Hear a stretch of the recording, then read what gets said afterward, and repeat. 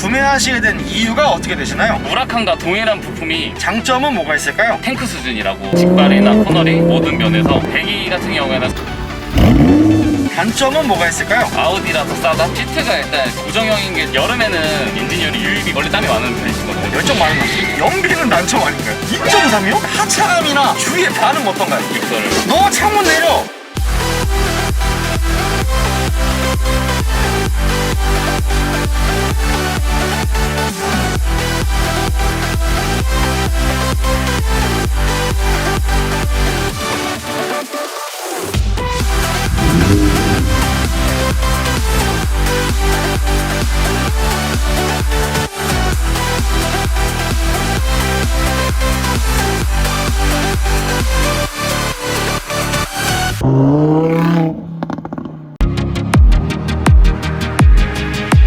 형님들 안녕하세요, 현기사입니다. 제 채널에 드디어 2차가 나왔습니다. 영화 마블 시리즈에서 토니 스타크의 에마로 자주 등장하는 아우디가 개발한 미드십 4륜구동 슈퍼카, 바로 아우디 R8입니다. 비주얼 쇼크 수준의 파격적인 디자인과 폭발적인 10기통 자연흡기 엔진 성능을 바탕으로 2세대 아우디 R8을 궁금해하시는 분들이 굉장히 많으실 텐데요. 그래서 아우디 R8 차주분을 만나러 경기도 수원시에 도착했습니다. 가볍게 자기소개 한번 부탁드릴게요. 네, 안녕하세요. 동탄에 사는 32살 아우디 R8 차주입니다. 이 차량의 소개 좀 부탁드릴게요. 이 차량은 18년형 정식 쿠페 아우디 R8이고요. 610마력에 토크 57.1 그리고 트랜스미션 7단의 4륜 구동이고요. 이 연식은 모든 옵션이 동일한 걸로 알고 있어요. 그리고 5200cc 5.2L 엔진인 거죠? 네, 그렇습니다. 2세대 페이스리프트 모델은 R8 V10 퍼포먼스, 그리고 이 모델은 페이스리프트 전인 R8 V10 플러스 모델인 거네요. 그렇죠. V10 스파이더 모델은 정식 수입이 안 되는 거죠? 떴다. 그쵸. 스파이더 모델은 직수. 정식은 쿠페만 출고되고 있습니다. 차주는 혹시 R8이라는 이름의 유래에 대해서 알고 계시나요? 전혀 모르고 있습니다. 2000년대 초반 르망 24에서 우승을 자주 차지했던 R8이라는 차종의 이름을 따와서 이름이 이제 붙여졌다고 하더라고요. 그러면 이 차는 신차로 구매하신 건가요? 아니요, 이거는 2만 킬로대 중고차로 이제 구매하였습니다. 그럼 구매는 언제 하신 건가요? 작년 초 2월에 그때 구매했습니다. 그 당시 중고 구매 가격은 어떻게 되나요? 그 당시에 1억 7천 정도 들었던 것 같습니다. 중고 가격이 1억 7천이에요. 이 차량의 신차 가격은 얼마인가요? 퍼포먼스 모델이 제가 2억 5천 중반대로 알고 있고 할인이 아예 안 되는 걸로 알고 있습니다. 그러면 그 당시 2만 킬로에 구매하셔서 현재 총 주행거리는 어떻게 되나요? 지금이 한 4만 1,500 그 정도. 그 전에 타시던 차는 어떤 차 타셨나요? BM이나 벤츠나 이런 세단류를 짧게 운행했었고요. 최근에는 미니를 좀 타다가 처분하고 지금은 R8 차량만 운행을 하고 있습니다. 이 차를 데일리카로 운행 중이신 거네요? 네, 그렇습니다.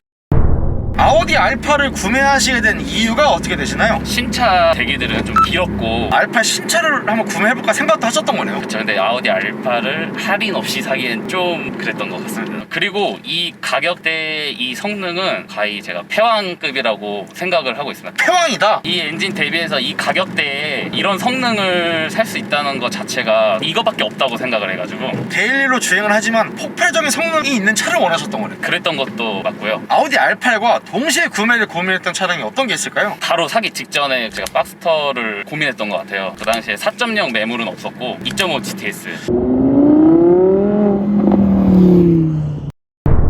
아우디 R8의 장점은 뭐가 있을까요? 이게 2세대 R8이라고 하잖아요. 2세대 R8은 아직까지 이슈나 뭐 딱히 그런 것도 없고요. 미션과 엔진이 탱크 수준이라고 말씀드릴 수 있고. 이 엄청난 마력, 출력에 대한 만족도신 거네요. 그렇죠. 많은 분들이 아시는 이 우라칸과 동일한 부품이 굉장히 많아가지고 성능으로 R8을 까는 거는 전 무리라고 생각을 하거든요. 2세대 아우디 R8이 람보르기니 우라칸 베이스로 해가지고 엔진이랑 미션이랑 셰시가 동일하더라고요. 직발이나 코너링 모든 면에서 좀 압도적이라고 저는 생각을 합니다. 그리고 불편하지 않은 데일리가 가장 장점인 것 같아요. 제 소유가 아닌 다른 슈퍼카들도 제가 운전을 해봤었는데 최근에 람보르기니, 아벤타도르나 우라칸 이런 것들 똑같이 이런 딱딱한 세팅이 된 차량들인데 그 중에서 R8이 제일 편했던 것 같아요. 그럼 또 다른 장점 뭐가 있을까요? 장점이라기보다 이제 한 가지 확실한 건 V10 자연흡기 10기통이잖아요. 이 모델이 역사 속으로 그냥 사라지는 게 아니고 저는 마지막 패왕으로 남을 거라고 생각을 합니다. 지금 전기차 시대로 이제 바뀌어가는 입장에서 아우디의 V10 마지막 자연흡기 엔진이 되지 않을까라는 그런 부분에 있어서 약간의 자부심이랄까? 충분히 있습니다. 또 아우디 R8의 장점이라고 하면은 배기로 볼 수 있겠죠. 배기 같은 경우에는 순정도 좋다, 들어줄만 하다 다들 그렇게 얘기하시는데 저는 약간 배기에서 아쉬운 부분이 있어가지고 그래서 약간 배기를 튜닝을 좀 했고요. 평상시에는 정숙하게 조용하게 어플을 해서 꺼놓고 다니는.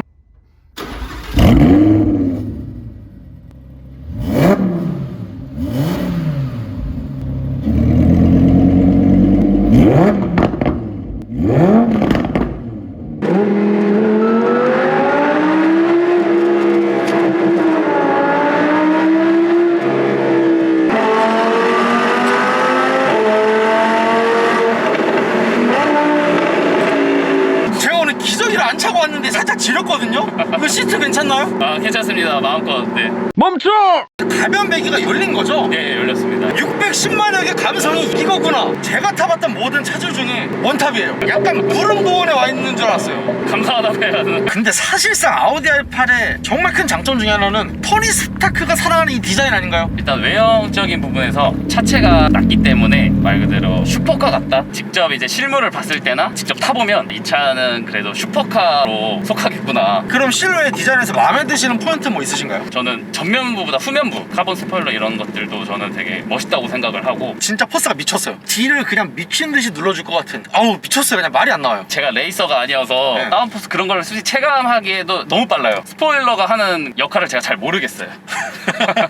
그리고 차체 한가운데 엔진이 자리한 정통 미드십 슈퍼카의 감성을 물씬 풍기게 해줘요. 엔진룸이 보이는 것 때문에 쿠페를 선택한 이유도 있죠. 뒤에 차가 보다가 진짜 지릴 것 같아요. 보다가 혹시 충돌하시는 건 아닌가? 보다가 하다가 브레이크 네, 못 밟지 네, 않나? 네, 네, 네. 약간 선 넘으신 것 같긴 한데. 아, 네, 죄송합니다. 그리고 듀얼 머플러가 굉장히 공격적으로 있잖아요. 듀얼 머플러가 사실 이게 2세대고 지금 요즘 나온 최신형은 이제 2.5세대라고 얘기를 하세요, 다들. 2.5세대 듀얼 머플러는 동그랗게 주방이 이렇게 딱 있는데 그렇게 생긴 그 디자인이 저는 더 안 이쁘다고 생각을 하거든요. 지금 2세대인 저희 이렇게 네모나게 생긴 배기 구멍이 저는 더 이쁘다고 생각을 하고 있습니다. 사실 요즘에 2세대랑 2.5세대 프론트나 리어 범퍼가 호환이 되기 때문에 많이들 2세대를 타시는 분들이 지금 나온 신형 범퍼만 컨버전으로 해서 많이들 다니세요. 앞에 같은 경우에는 그렇게 많이 해서 다니시는데 뒤에는 오히려 많이들 안 하시더라고요. 지금 신형이 더 안 이쁘다고 생각을 하시는 것 같아요. 저랑 똑같이. 그리고 저는 가장 측면부의 포인트가 두 가지인 것 같아요. 앞 휀다 쪽에 보시면 V10 레터링이 박혀있고요. 도어 옆에 보시면 양각이 에어 덕트가 그냥 대포처럼 달려있어요. 사이드미러도 카본으로 되어 있고 가장 중요한 전면부 딱 보시면 아우디는 램프 회사잖아요. 역시 저희 아우디는 전구 회사잖아요. 네. 오토라이트는 3사 넘버1이라고 생각합니다. 이 시퀀셜 턴 시그널 램프가 아주 섹시하고요. 헤드램프와 자연스럽게 이어지는 요 에어 덕트, 에어 인테이크가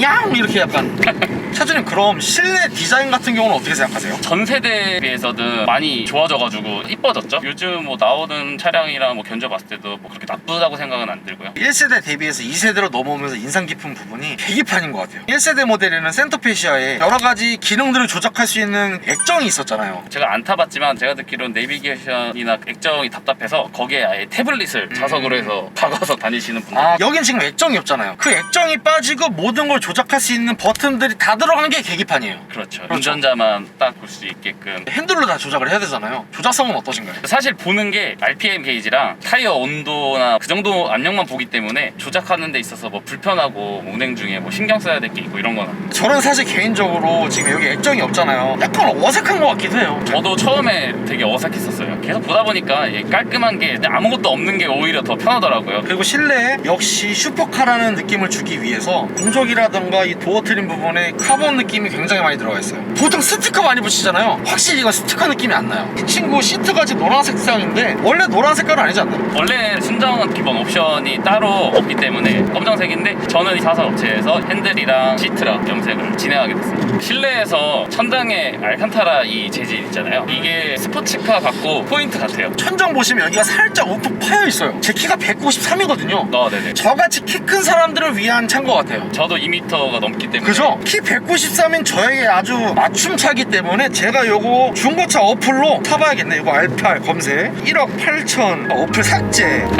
양 차주님 전 이게 너무 궁금해요. 가장 큰 장점 아우디 R8의 하차감이나 주위의 반응 어떤가요? 일단 배기 소리로 압도하는 것 같아요. 그러면 에어팟을 끼고 있는 게 아니라면 시선이 안 갈 수는 없죠. 차체가 낮게 깔려있기 때문에 차를 모르시는 분들도 저건 무슨 차지? 하고 한 번씩 다 쳐다보시는 것 같고, 제가 얼마 전에 차를 세워놨었는데 지나가시는 아저씨 한 분이 아우디에서 이런 차를 만들어? 이러면서 저를 보면서 약간 속삭이고 하시더라고요. 어르신들도 약간 관심을 보이시는 것 같고, 제 개인적으로는 차가 많은 서울 도심만 나가봐도 봐도 스포츠카나 슈퍼카가 많이 보이는데 알파를 거의 못 봤어요. 부산대로나 이런 데 가면은 슈퍼카들 많잖아요. 적어도 자주 보이진 않는 차다? 알파의 뭐 하차감이라 하면? 지금 약간 돌려서 말씀하신 것 같은데 여자를 만날 때 반응은 어떤가요? 이게 가장 중요한 거 아닌가요? 차를 안 본 상태에서 만났던 이성분들은 뭐 차 키를 보여주진 않지만 만약에 키만 봤다고 하면은 그냥 아우디네 라고 이거 그냥 아우디 A4 중고로 산 카푸 아닌가 이렇게 생각하는 거 아니에요? 그렇게 생각을 하실 것 같은데 예. 그런 적은 없는데 만약에 그렇게 생각을 하시는 이성분이 나와서 이제 탑승을 하신다면 좀 더 다르지 않을까. 사실 제가 하차감이 그냥 하차감이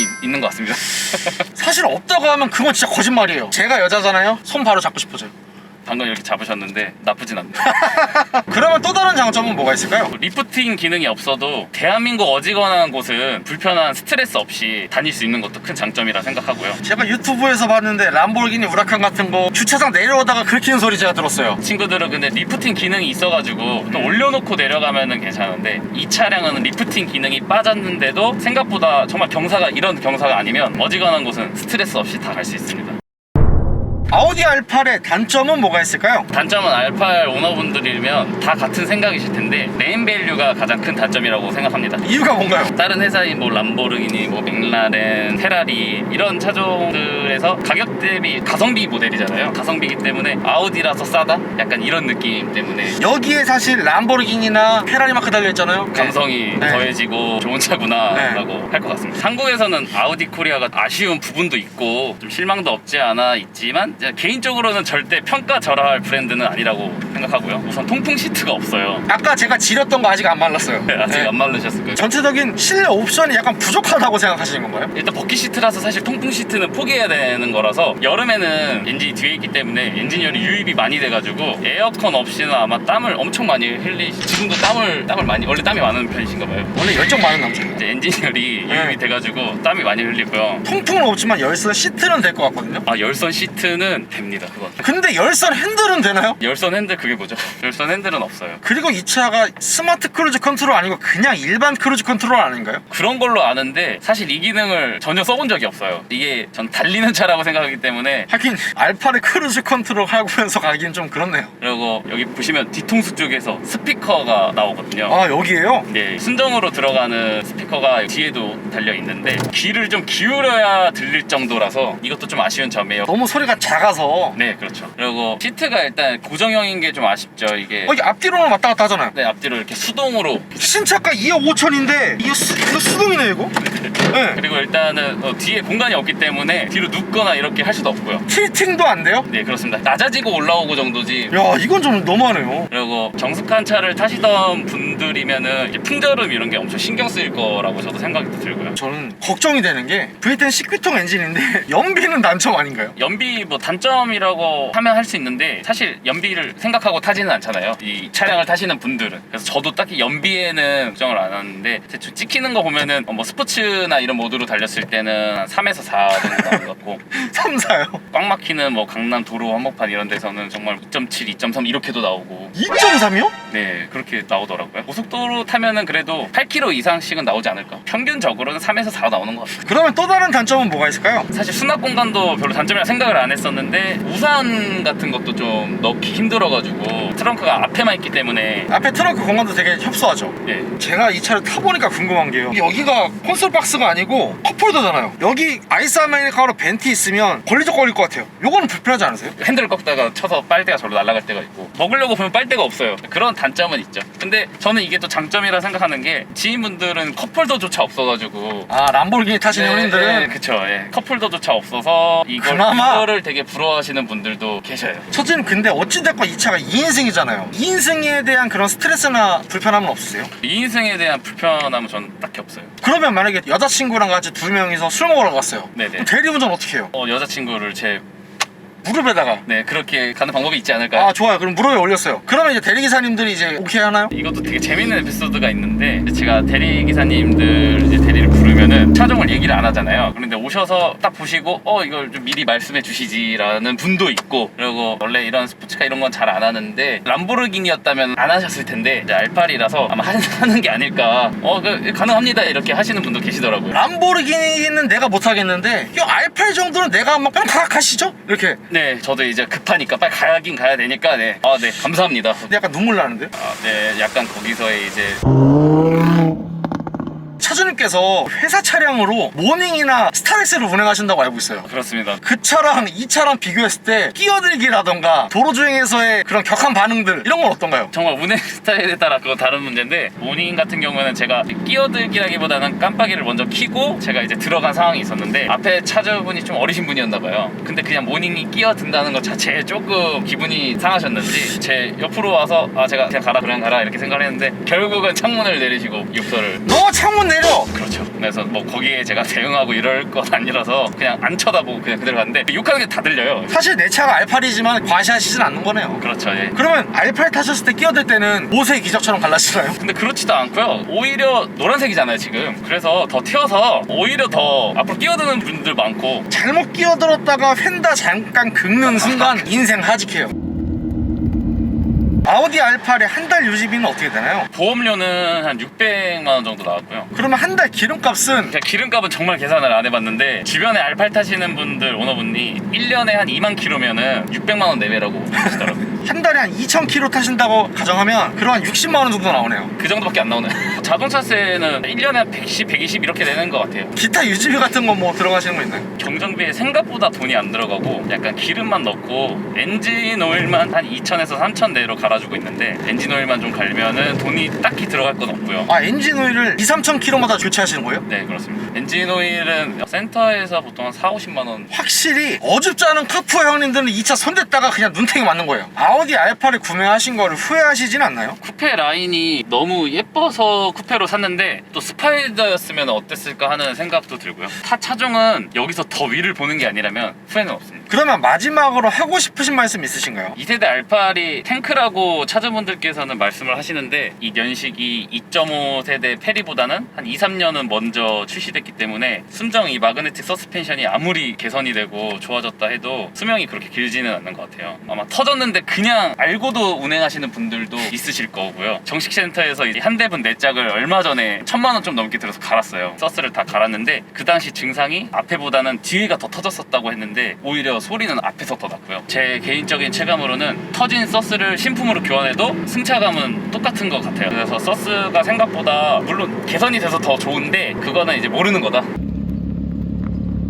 아 형님들 2세대 아우디 R8에 대한 많은 궁금증들이 해결되셨으면 좋겠습니다. 근데 혹시 아직까지 구독과 좋아요 안 눌러주신 거 아니죠? 구독과 좋아요 살포시 눌러주시고요. 그리고 제가 전국에 있는 슈퍼카, 전국에 있는 올드카 모든 차량 차주 인터뷰를 하기 위해 전국 방방곡곡 가고 있습니다. 아래에 있는 메일 주소로 연락 부탁드리고요. 형님들 오늘도 좋은 하루 되세요.